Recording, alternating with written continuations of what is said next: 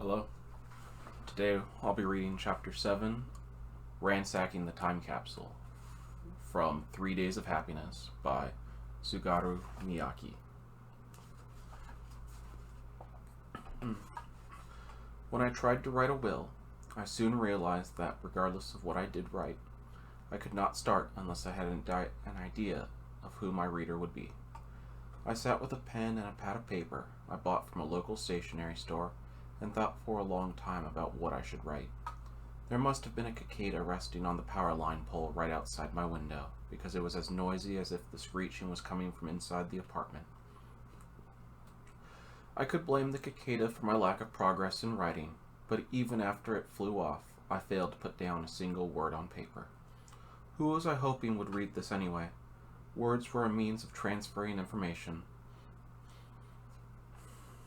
The words I would write had to tell someone else about some invisible thing inside me. What did I want to say, and to whom? The first answer to that question that came to my mind was my childhood friend Jimena. Perhaps this will should contain my gratitude toward her and confess my love for her. As a test, I took about an hour to write a very careful letter to her. It went like this, more or less.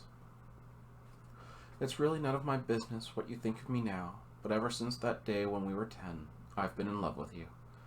The reason I made it to 20 at all was because I had memories of being near you, and the reason I won't live past 20 is because I can't stand a world where you're not around. It took my impending death for me to figure it out. In a way, I think I've been dead for a long time already. Ever since the day we were separated. Goodbye. I hope my 10-year-old self lives on at least a little longer within you. Upon rereading, I figured I would never mail this letter. It was fatally flawed somehow. This wasn't what I wanted to say, and it would be impossible to accurately record what I did want to say. If I put it into words, then it would die for certain. I think the core of what I wanted was in the last sentence of that letter, for 10-year-old me to live on a bit longer within Jimena.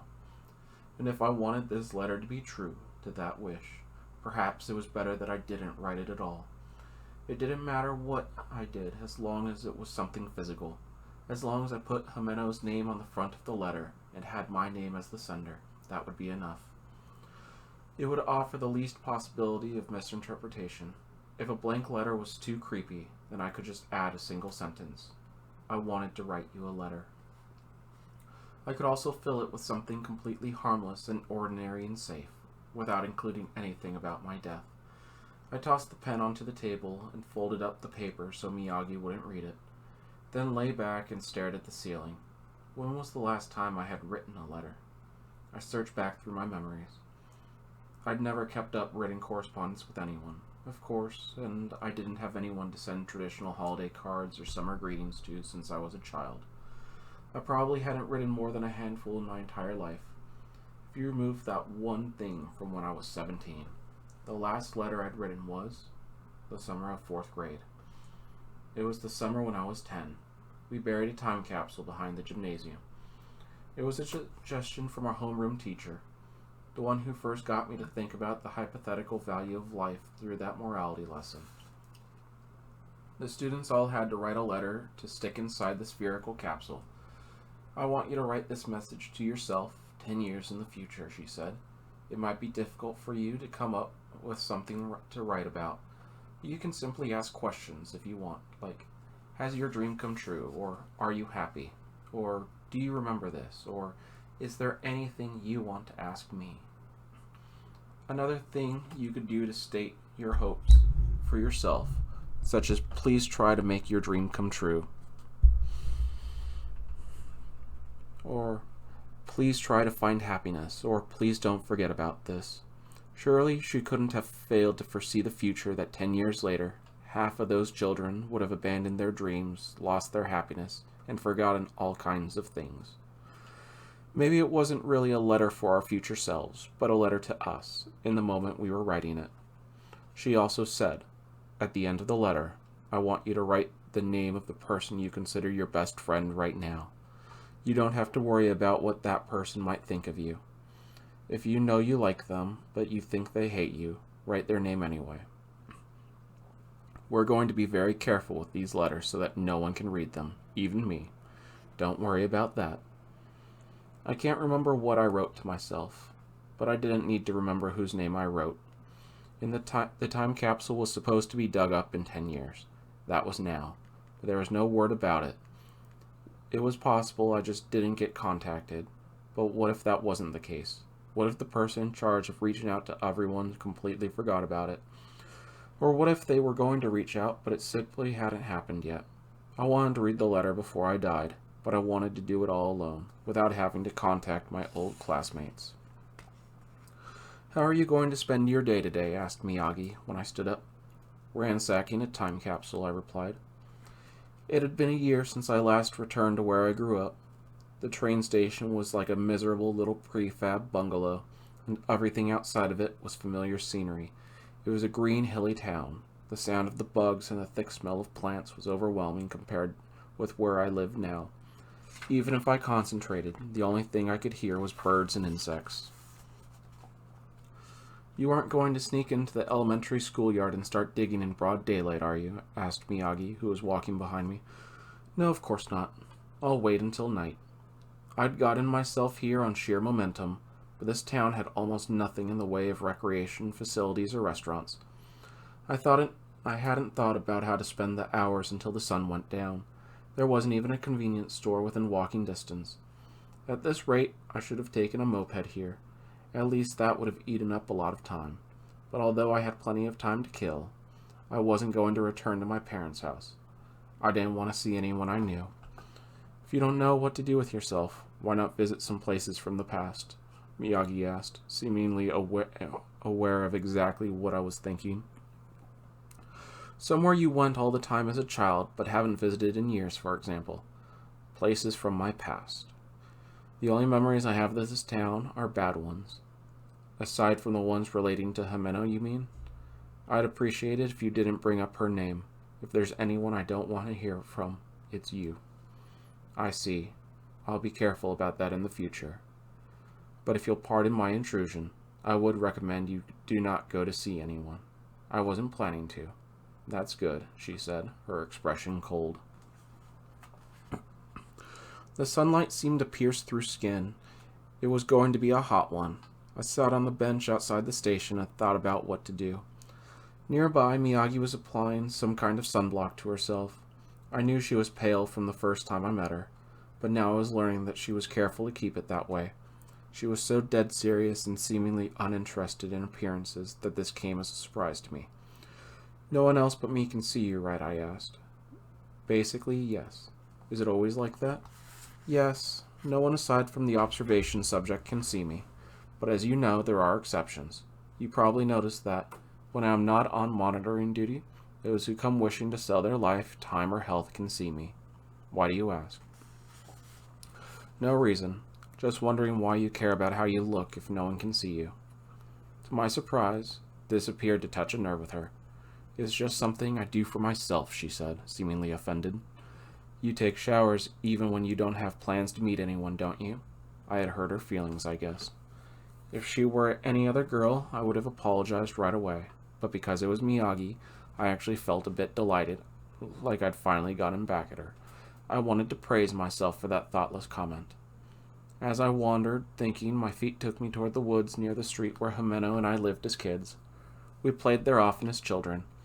I was a bit frustrated to realize I was doing exactly as Miyagi suggested. She had proved just how simple and predictable my actions were. The trip took quite a while because I avoided passing near my house. I stopped by the candy store I'd spent a lot of time in as a kid, but the sign was removed. They had gone out of business.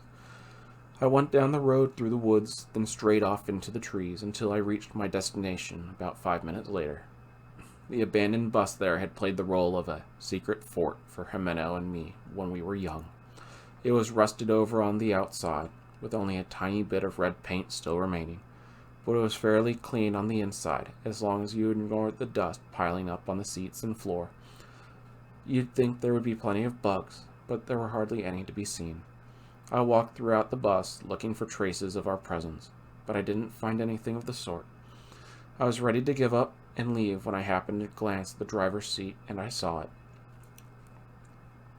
Something was written on the side of the seat in blue permanent marker. I got closer and squinted. It was an arrow. When I followed the direction it pointed, I saw another arrow.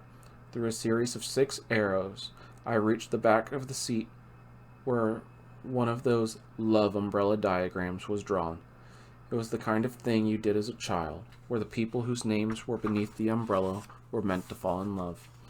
When you were a kid, you put other people's names in it as a prank, or your own with the person you had a secret crush on. Of course, the names written there belonged to Jimeno and me.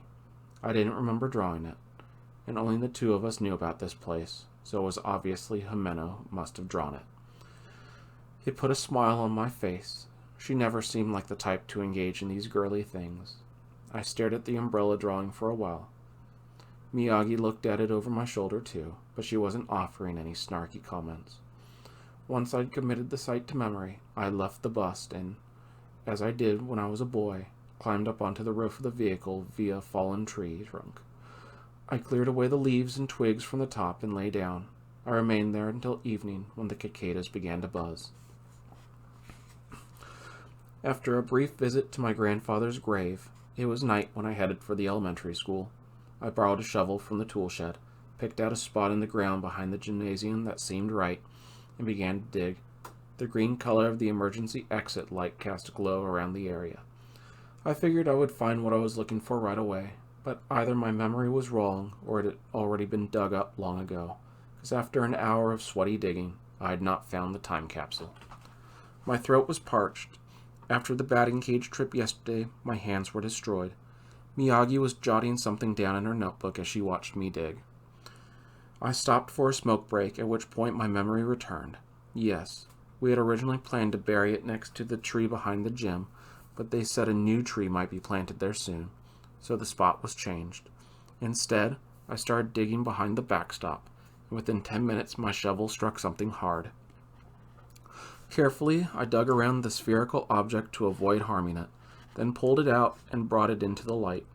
I figured it would just be locked, but a simple slide opened up right away. At first, I was just going to pull my letter out and put it right back, but after the lengths I'd gone to get it, I might as well take a look at all the letters. I was going to die in a few months. Surely this was a forgivable transgression. I picked one out at random and checked out the message to my future self and best friend parts of it. Once I was done, I put it back, got out my notepad and wrote the name of the person who penned the letter, then an arrow, and then the name of their best friend. As I continued through the letters, the list of names and arrows grew until a kind of diagram began to form of who liked whom and who was liked by whom. Which ones were paired up, and which ones were one-sided. As I suspected when I started doing this, when I finished reading all the time capsule letters, the only name that was isolated among those on my chart was my own. Not a single person chose me as their best friend, and no matter how closely I searched the time capsule, I could not find Jimeno's letter. Perhaps she just so happened to be absent from school on the day they buried it. If she was there, she would have written my name, I suspected. She drew a secret love umbrella for us in our hidden fort. She would have written my name and probably added a heart or two for good measure. If only Jimeno's letter had been there. I stuck my own letter into the pocket of my jeans, then buried the time capsule again, returned the shovel to the tool shed, washed my hands and face carefully from the faucet there, and left the school grounds. On through the night I walked, my body ragged. From behind me, Miyagi said, "Have you figured it out by now? You aren't meant to cling to connections from the past. You've completely ignored them up until now. For one thing, after Jimeno transferred schools, did she ever send you a single letter? After you graduated high school, did you contact Naruse even once? Why did Wakana give up on you? Did you bother to attend your class reunion? I know this sounds harsh, but don't you think it's awfully presumptuous of you to look to the past now?" That pissed me off, but I had no response. Miyagi probably had a good point. I was acting like an atheist who traveled around to different shrines and temples praying to whatever god would listen to me as soon as I found myself in need of help. But with my past and my future both shut off to me, what was I supposed to do? When I got to the station and looked at the timetable, I doubted my eyes. The last train had left hours ago. I rarely had to make use of the train when I lived here, but it was a shock to me that even out in the countryside, the rail service could end so early in the day. I could have called a taxi, and there was nothing preventing me from going to a family home, but in the end, I chose to spend the night at the station. At this point, I wanted physical pain that was greater than my mental pain. If I was the right amount of sore, I could dedicate all my attention to that. So I sat on the hard bench and closed my eyes. The sound of the bugs hitting fluorescent lights was constant. I was exhausted enough to get some sleep, but the inside of the building was surprisingly bright, and there were insects crawling on my legs, so it was not going to be pleasant. From the bench behind me, I could hear Miyagi's pen scribbling. She was tough, I had to admit. Based on what I'd experienced in the last few days, it didn't seem like she'd slept much, if any. At night, she apparently slept 1 minute, then woke for 5. That was probably what a monitor had to do, but it seemed like a harsh job for a young woman. But I wasn't sympathetic. I was just glad it wasn't my job. Alright, and that concludes Chapter 7. Alright, I'll see you next time.